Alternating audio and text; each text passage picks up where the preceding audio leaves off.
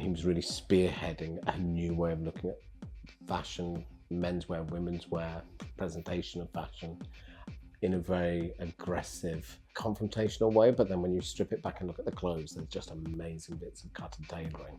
A really good fashion show isn't about the clothes on the runway. It's that communal feeling for the other people that are in that space at the same time as you. And that can't be replicated online because you're watching something through a very small screen. You haven't got that audience with you. You're not part of that collective response. So the uninformed is just as loud as the informed, which has pluses and minuses, I guess. How has the way that people engage with fashion changed? I think far more people have far more knowledge about the fashion industry and system. And previously, it might be a smaller audience that knew about a certain part of the industry, but now everyone knows, and everyone knows immediately. So I think that's the real difference. Things like TikTok and Instagram means we're consuming fashion as it happens, and that's whether it's through a fashion show or a drop. Or so I think that speed of consumption of fashion, not just the objects, is really sped up, which has had all sorts of implications for designers. Is there a positive side to that? Maybe, I don't know. I can kind of see the negatives, or I can see the tensions. Maybe I think that's the thing, because I think it's something that evolved out of the 80s. This is how I think of it. Before the 80s, you had haute couture, ready to wear, mass market, high street. And really what designer brands wanted to do was to go into those other layers of brands, so do the diffusion lines and what have you. And that's come at a cost, because you're not necessarily getting the quality of material or make, or even the quality of design. And that's given us tensions. And predominantly for me, that's that thing about fashion at the moment, gives itself that, or tells us that it really is democratized and everyone can have fashion and it's celebrating everyone. When it's not, that's just a lie. One of the things we noticed during the pandemic was there was online fashion shows. So you thought, oh, we're all invited to this designer's show. And then we found out there were secret shows as well that was only for their elite customers. And I thought, that's the real world of fashion. So it's problematic, but you know, it is what it is. Do you know what I mean? And I think one of our roles as the archive is to collect and document all of that. You worked alongside Lee Alexander McQueen. How did that come about? I was drunk in a pub and I met him, basically. We had quite a lot of friends in common. So it was a period with St. Martin's where you could get in St. Martin's building. You didn't. Now in education, unfortunately, you have to swipe in a card and identity. Anyone could go in and out. So I think we had lots of friends in common, and lots of those friends helped each other out on people's collections. I think when Lee was putting his birds collection together, it was like, well, I need people who can sew. And probably more of an idiot than anything, I said, oh, I'm really good at sewing. So I got roped in. Why do you think McQueen's legacy has prevailed? I think because he was doing something completely different from what everyone else was doing. So I think there's a really good comparison with the young British artists at the time, and he was really spearheading a new way of looking at fashion, menswear, women's wear, presentation of fashion in a very aggressive, confrontational way. But then when you strip it back and look at the clothes, there's just amazing bits of cut and tailoring. So I think one of the things, because we've got quite a large McQueen menswear collection, is people suddenly see them as the garments. So they're stripped all that theatricality and presentation, and they're like, oh, this is beautifully made and amazing cloth and amazing details. And I think ultimately that is what survives. The presentation can do one thing, but the actual object is the thing that makes legacy survive. Do you think he could do the same today if he was live? Could he or should he? Or would he? It'd probably be worse, do you think? I don't know, because I think McQueen was very much of one of those designers that would do what he knew he shouldn't do. I said, right, if we can only, right, I'm going to, if you think we shouldn't do this, I'm going to do something even more extreme, or because his background was in theatre. That's how I see it. And theatre, anything can be dealt with. Whereas fashion was very limiting at that time. That when it's all about beauty or being young, or very standard idea of what a fashion show should be.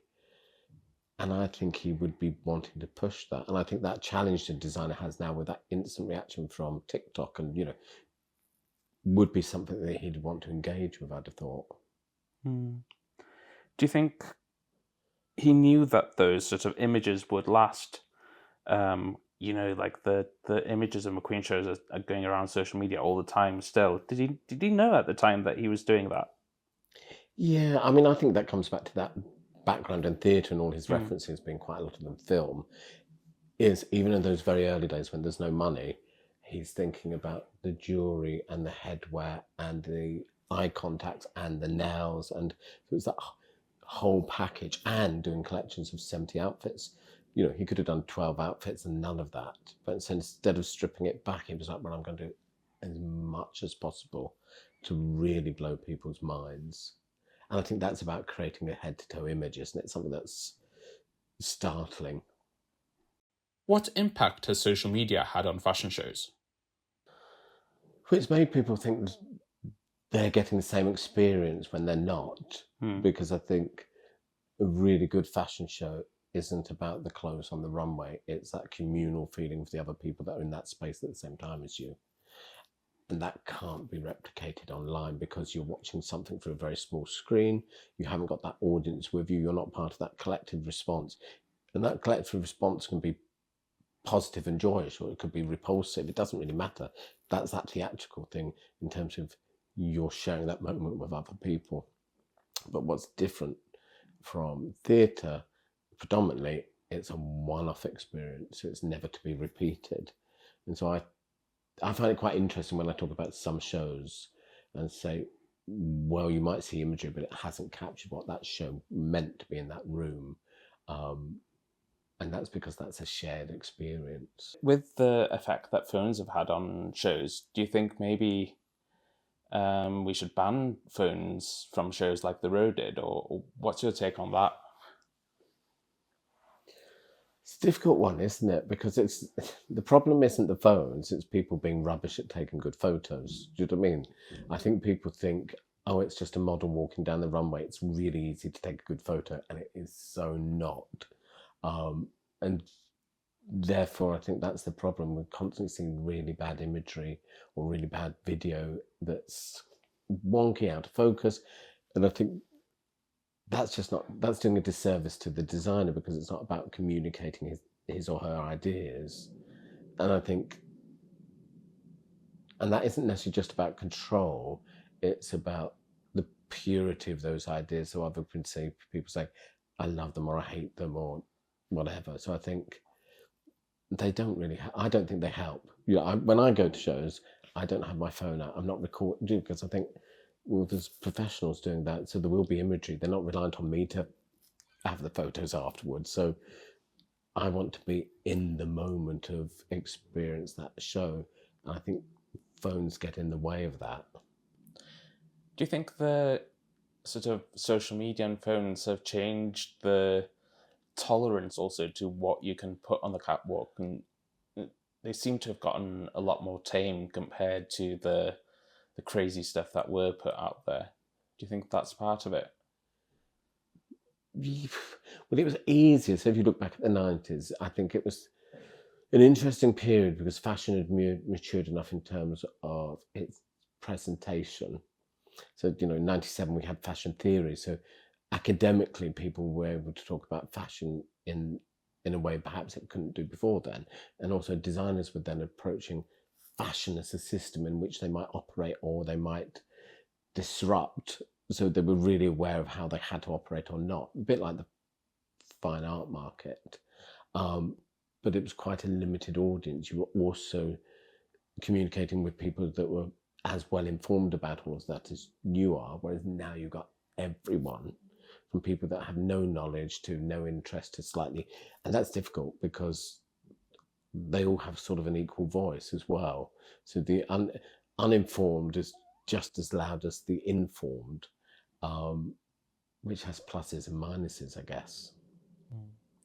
Yeah, it's that sort of silent majority as well that you'll have sometimes the louder people will be in the minority, but their voices are heard the most. Yeah, although I'd say in response to that also, I thought was interesting, the Galliano Margiela show, universally everyone got that and was amazed by it. So that reaction that was from every level was like, oh, actually, when you do give people an amazing show, they get it. And I think that's a lesson for quite a lot of other designers and brands, that actually there's a power in investing that amount of time and energy into a runway show. How important was nightlife to fashion in the 80s and 90s? Really important, because I think quite a lot of what you're doing as a designer is thinking about what other versions you're creating of you or other people. So through dress, you're creating worlds that don't exist in a way, or so you could say that sometimes that's a fantasy world about, actually it's about glamour or whatever, or it's a darker world or a sexual world. I think nightlife is the time when what we wear and what we do is completely different from during the day. And it allows you to explore those other facets of your personality through dress. And I think the 90s were really good in terms of compared to now, the number of clubs there were, how cheap they were to go to, how there was something to go to every night, and you might spend £10, £20, whereas clubs now have become part of this huge entertainment industry that are just going to monetize and exploit you. And therefore, they've become very boring and uninspiring. Has that affected your students as well? Because the student life used to be all about nightlife, and now how can any student afford to go out? And does that trickle down to the design then? Yeah, I think even more than that, I think the issue is you're not expressing yourself through dress, because you're not thinking, right, I'm going out tonight, what am I going to make? So actually I'm making something to wear tonight for this one thing, and if it falls apart in the morning, it doesn't matter, because tomorrow it's a completely different night and I'm wearing something else or making something else. And so that idea of constantly going out, so you had to have something different to wear, and because that was predominantly something you would make or customize or alter, meant that you were constantly reinventing and thinking about your dress. Whereas what happened end of the 90s, 2000, the price of fashion became so cheap on the high street. Why would you make anything yourself? Because you could buy a really superficially good garment for less than the money you'd pay for fabric. So I think then that stopped people thinking about their own dress and personalizing what they wore. People are kind of dressing up for social media a lot recently as well, rather than dressing up for the club. Is that something that maybe has replaced nightclubbing, but is there sort of detriments to that? Yeah, I think it's really different, because I think that whole internet thing, social media now, which is just about endorphin rush of, I've got another 5 likes or 10 likes on this picture. You're chasing this hit of approval from people you don't even know. And I think going to any social space like a nightclub is actually about using dress as a way to connect to people in the real world and have real conversations, connect, rather than this artificial world where you're not really connecting. You're just feeding off each other's endorphin rushes, I guess. So yeah, it makes me sound very old, but I don't understand the idea of constantly putting your picture of yourself on the internet. I think it's quite harmful. You recently curated an Umbro exhibition. What made Umbro stand out? So we had a gap in the collection. So 5 years ago, we were thinking about what do we do next, and we realised we didn't have that much sportswear. At the same time, we saw an exhibition called Umbro 95 in Manchester, and we thought 5 years from now, we should be the ones doing the Umbro 100 exhibition. So it was kind of a no-brainer, and also 5 years seemed a long way away. And because they've done so many collabs, and I knew quite a lot of them, and I thought, oh, people kind of haven't noticed they've done Vetmonts, they've done Paul Smith, they've done, all these designers. And I thought, oh, that's a really good way to collect Umbro, but also to collect all these other brands and talk about that relationship between fashion and sportswear. And it meant that we collected 240 new garments for the archive. What was the process behind building it then? How did you get the pieces? Every morning, looking at everything on eBay that had Umbro in the name or the description worldwide, which at any one time is 93,000 objects. And every morning there'd be a marker from the morning before of the last thing I'd looked at, and then I would just sit there and go through probably about 500 to 600 things per morning that were new. Because I realized quite early on, the archive isn't about collecting things that have got a personal narrative because it's this player. It's not about those fetishistic way of looking at sportswear. It was about the ordinary and the everyday that anyone might have worn. And therefore you couldn't just limit your search by price point and say, well, actually it'll be things that are over £200, because something for £5 might be equally important. And because no one's really done that with sportswear, they've not looked at it as a part of design. They've only seen it for its meaning because of the player. It became really challenging to find those pieces. Really challenging. Who were you sort of thinking about when doing the exhibition? Who was it for? Well, I thought there were two audiences, and I thought they were perhaps not necessarily going to be the same people. So there's a sportswear or sports audience that would be thinking, oh, well, it's Umbro, so it'll have the England kit, or West Ham, or it might have Manchester City. But I also knew there was a fashion audience, which would be about Paul Smith, Vetmont's, Eitel through. And I was thinking, are they two different audiences? And will one half hate the other half and the other hate the other half?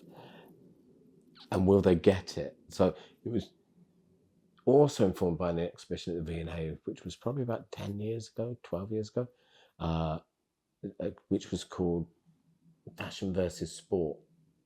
So it said this, it was basically, its thesis was about, there's fashion and sportswear, and how might they be almost competing against each other. And I think we were thinking, well, actually now what's happened, it's fashion times sports, that actually both fashion and sportswear has realised the value, all sorts of reasons, about working together. And how do you express that in an exhibition to say those things have merged? So I think that's what we were trying to do, is embrace both those different audiences in a way they felt that it was addressing them. Do you have any personal memories with Umbro as brand? Yeah, well, I'm a Man City fan, so trying to be neutral when you're curating something is quite hard. And so there was some of that in there. But also I think you're led by the objects you find, and actually, all right, we've got our rivalry of Manchester United, but actually what was really key is Manchester United had a grey shirt, which was designed to be worn by jeans, because at the time Umbro had signed such an expensive deal with Manchester United. They knew the only way of getting that money back was selling those shirts to people that weren't football fans. And so it's kind of thinking of it as a designer garment, which would have been great, except for Alex Ferguson thought the grey meant their players couldn't see each other and dropped the kit halfway through a match against Southampton. And overnight, those shirts were utterly reduced in value. So it kind of needed to be in there. But the fact that it was symbolic maybe of United's failure was quite appealing at the same time. But yeah, I think we were trying to think about those other narratives that are in those garments that aren't maybe that obvious. Why put on an exhibition? In your words, what's the benefit? If we look for our first exhibition, Invisible Men, in 2019, we did that because there'd never really been a big exhibition of menswear. So we said it was the biggest exhibition ever in the UK, but it could have been half the size and it would still be the biggest. And we wanted to prove a point that if you didn't like, most people think menswear is either Savile Row tailoring or dandy peacocks. So we were like going to say, well, there is that, but there's workwear, but there's also camouflage, but there's also technology. There's all these things. So eventually, by the end of it, people think, oh, actually, maybe there is lots happening in menswear. Also, the other thing we did that I think was really important, it was about that audience that hasn't been spoken to, that's being ignored. And I think the thing that really affected me was seeing people wearing the garments on an exhibition, because they suddenly felt they were being seen within this space that had excluded menswear for decades. And then therefore that meant for the Umbro, it was like, how do we pick the things that mean people will engage with us so that we can have conversations we wouldn't have without those objects? What's the hurdles to collecting the items that you need in the archive? I mean, we're lucky. We couldn't have made this collection 20 years ago. It really is because of the digitalization of fashion via eBay, so that the sheer volume, the fact there's 93,000 Umbro things makes it possible to collect 250 things. So that's an insane thing about how much you have to sort through to get those special things. But without the internet and the digitalization, you wouldn't be able to do that, because where would you go and find those things? And they would take forever. So the project we're working on at the moment, which we started in 2016, we've only found eight garments. And so there's missing narratives that are important, but it's really hard to find those garments, because as great as something like eBay is, or any of those internet things, they only work if people think the objects they have got a value that they're worth selling. And because so much of that has been undervalued, most people won't put it on a selling site, so therefore it never is presented in front of us. And I think that's the difficulty collecting those things that should be out there somewhere, but they never surface. How do you teach design? I suppose what I've learned, and it took me a long while, there was and why the archive started, there was a danger that students wanted your approval or understand what your aesthetic taste was, what you liked, and that if they did that, that somehow you would say they had done good design. And so trying to get them to be true to who they were and their aesthetic became really problematic. And actually what the archives managed to do is present them with 2,000 different objects, from a Cold War McQueen to Greg's for Primark, the whole range of possibilities of what things could be. One, that opened up and broadened the narrative and conversation about fashion, but also it meant the objects we could talk about and critique weren't the things they'd made. It was other people's things, and be able to say, what do you think's great in here? Pick an object, let's discuss it. What do you hate?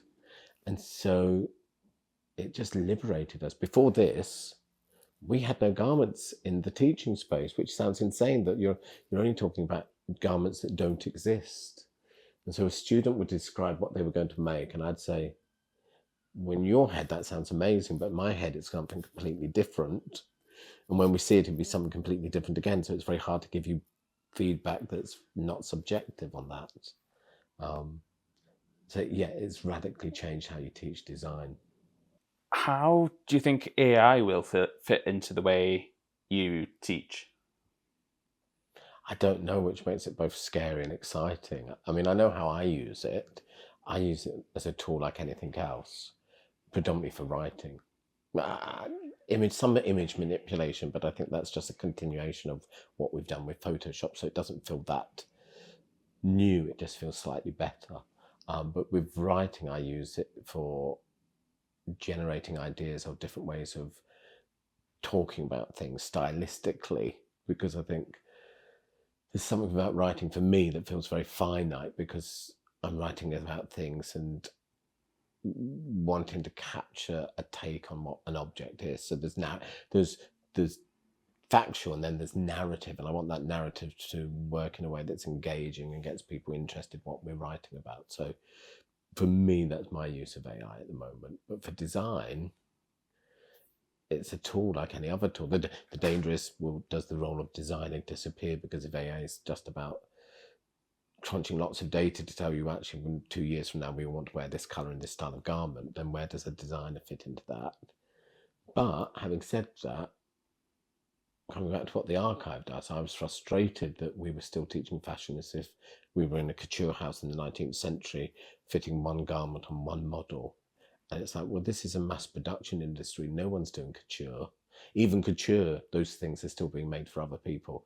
So I felt like fashion education's been taught in such a romantic idea that it really needs to engage the future. So when COVID happened in 2020 and we were thinking about what do we do in the future? I said, why don't we not make anything?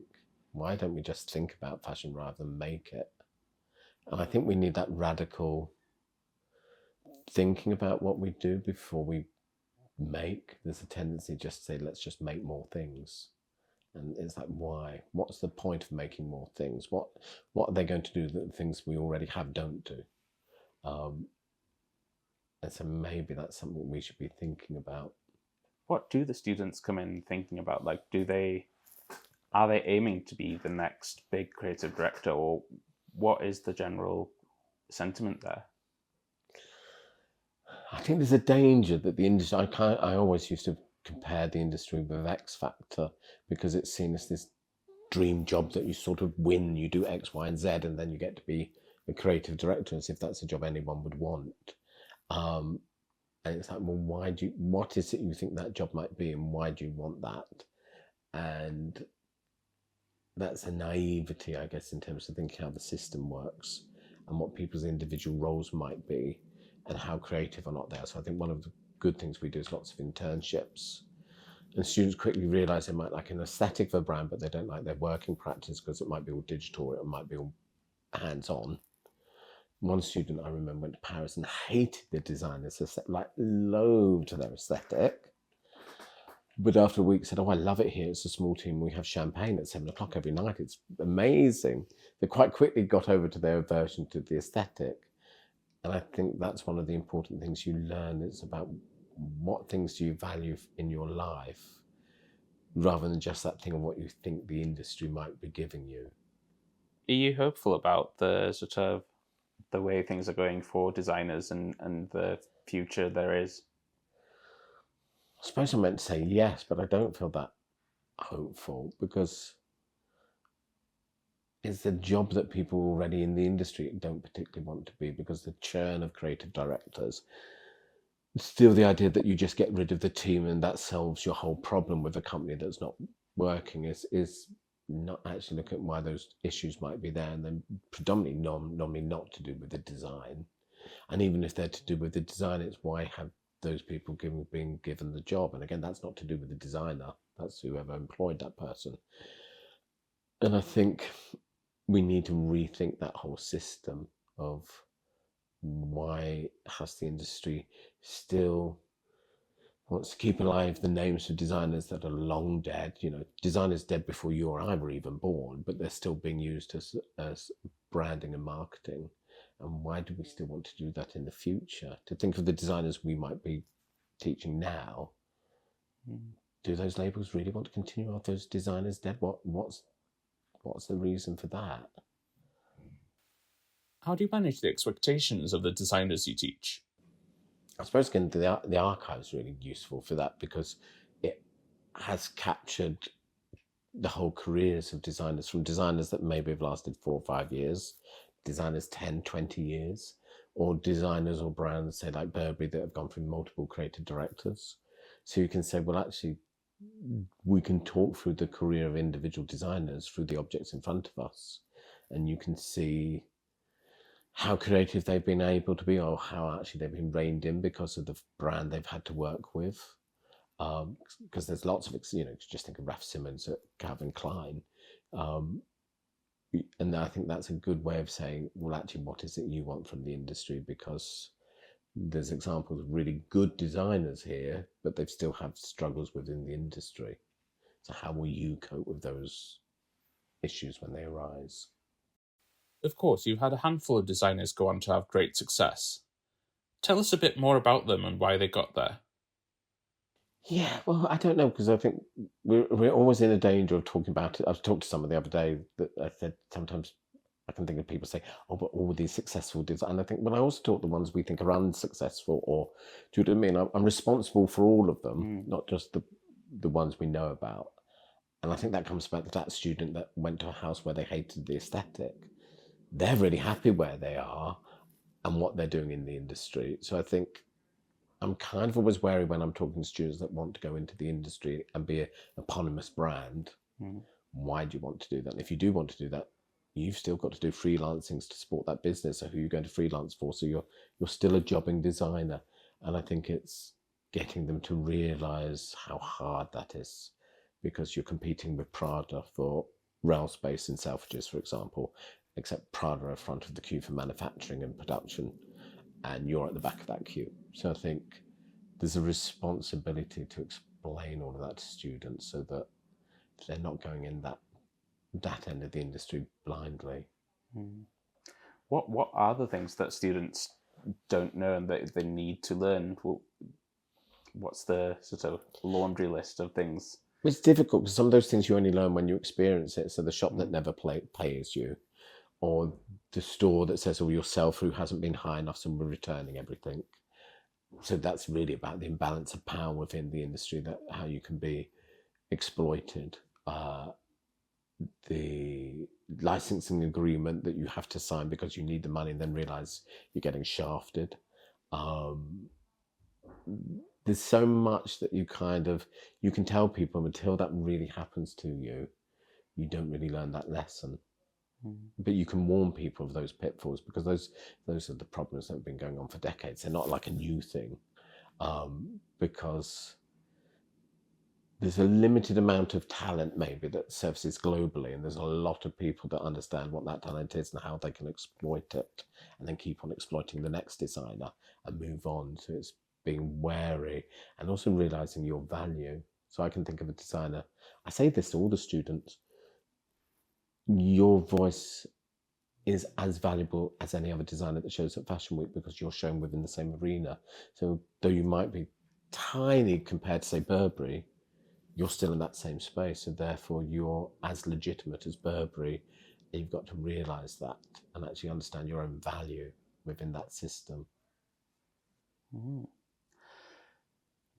In the connection between fashion and sportswear, what specific pieces are such a watershed moments or symbolize that change? I suppose what was interesting for me doing that research for the last 5 years on Umbro, I'm quite lazy, and I thought, oh, there'll be a book on drop culture and the history of sportswear and fashion collabs, and there isn't. There's things that touch on it, but there isn't really a book. So it was quite late into that collecting that I realised that Paul Smith for Umbro in 2002 predated Adidas Y3. And then when I looked into that, I realised actually, although there'd been collabs, which were Jill Sander for Puma, so an individual trainer or what have you, and you could look at those going all the way back maybe to the, say, 30s or 40s in one respect or another with Chanel. That was the moment with Paul Smith and Umbro where there was a whole range, and there was football shirts and there was polo shirts and luggage and leather goods. And I was like, why have we missed this? I always think, why have we missed it? If we don't know this, no one else knows this. And I think for me, that's the exciting thing, where you get to write history. So it's not even really rewriting history because no one's written it, and understand or try and work out why that is, what had happened at that moment. And for us, it's that moment where Paul Smith's really, really big in Japan and Korea. The World Cup is over there as well. And you can see that power of design, a very British idea of what, fashion with a twist is, and this sportswear that's been coming through for the last few years before then. This one moment where it sort of explodes. And then from that, you can see all these other collaborations that really take off. And I suppose the most important one then for that is Kim Jones from Umbro, because I remember seeing that collection in Selfridges and thinking how refreshing. Kim's out of St. Martin's 2 years.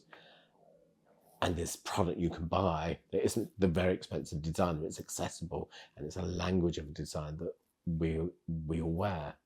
And then you can see what he's done since then, and you think that was a key pivotal moment for him and the industry. That has led to where we are now with Dior, and hasn't been covered. One of the things I always say, just as the McQueen exhibition didn't have menswear in, any of those Dior exhibitions never have the menswear in. So Kim's story has not been told, and it should be. It's a really important story.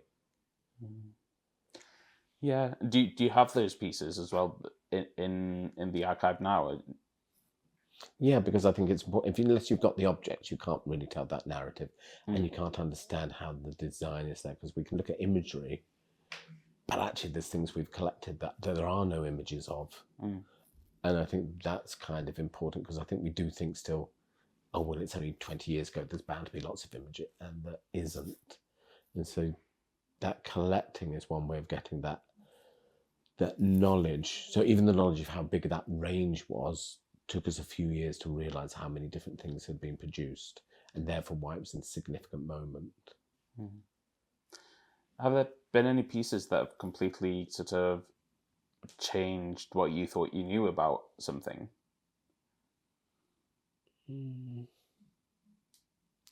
I don't know. I think we're always trying to collect things when we think the industry is going somewhere different or interesting, or where it might not, or it might end. So, for example, so many collabs now, which will come to an end sooner or later. And one of the things we collected recently last year was the Palace McDonald's collab. And for me, that was about the chicken McNuggets box that came with, had to scan to get the code, to go to the website, to get the t-shirt. And because we collect redundant technology, I thought, well, this QR code is so old-fashioned already, and that burger box isn't going to be kept, but actually that's the important thing. Mm. And I'm always thinking about 50 years from now, and I'm seeing the mistakes that have been made in collecting women's wear, which has always predominantly been about elite women's wear. And so there's whole narratives of women's wear that are missing because they were never valued. So I think one of the things the archive's constantly trying to do is think, where's being overlooked and why? And I think by not necessarily thinking about aesthetics and, is it good taste or not, means you're open to far more things. Mm.